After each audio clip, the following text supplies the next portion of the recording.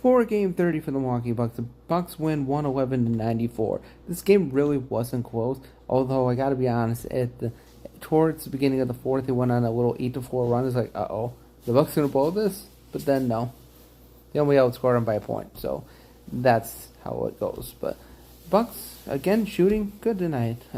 Rollins 23, Kevin Porter Jr. 24.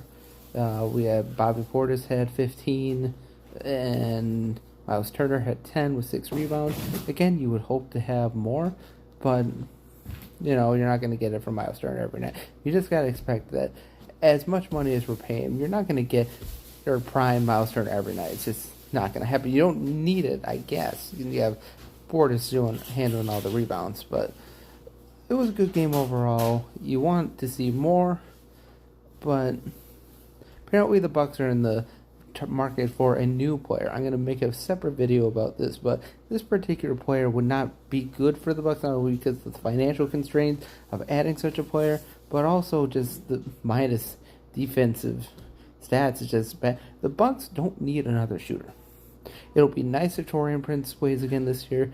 It'll be nice when Giannis comes back, but they don't need a shooter. They need defense.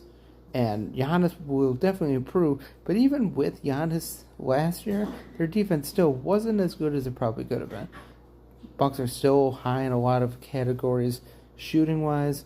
Remember when Cole Anthony was picked up this year, and people thought, like, oh, he could be a really big piece, and he was making like 14 to 15 minutes a game. Now he played one. He played 1 minute for 1 point tonight. He is on his way out. I mean, they're not going to cut him or anything, but he's a bench warmer. He's like Andre Jackson Jr. He just shoots it a little better than Andre Jackson Jr.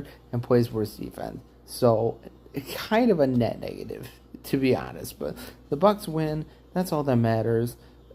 You're still hoping for more, but again, if the Bucks can just tread water right now, as long as Giannis is out, once he come back, maybe they can make a run. Because, to be honest, as good as the Pistons are, as good as the Celtics are, and the Cleveland Cavaliers, they both have flaws. They all have flaws. They've all collapsed in the past couple of years. Pistons haven't been anything for a while. The Cavaliers can never get past the second round. And the Celtics are still without Jason Tatum, probably for most of the year. Maybe he will return towards the end of the year, but again, how good is Jason Tatum going to be at that point? It's still a long injury recovery term, but the Bucks win, that's all that matters. Have a great day, and as always, God bless.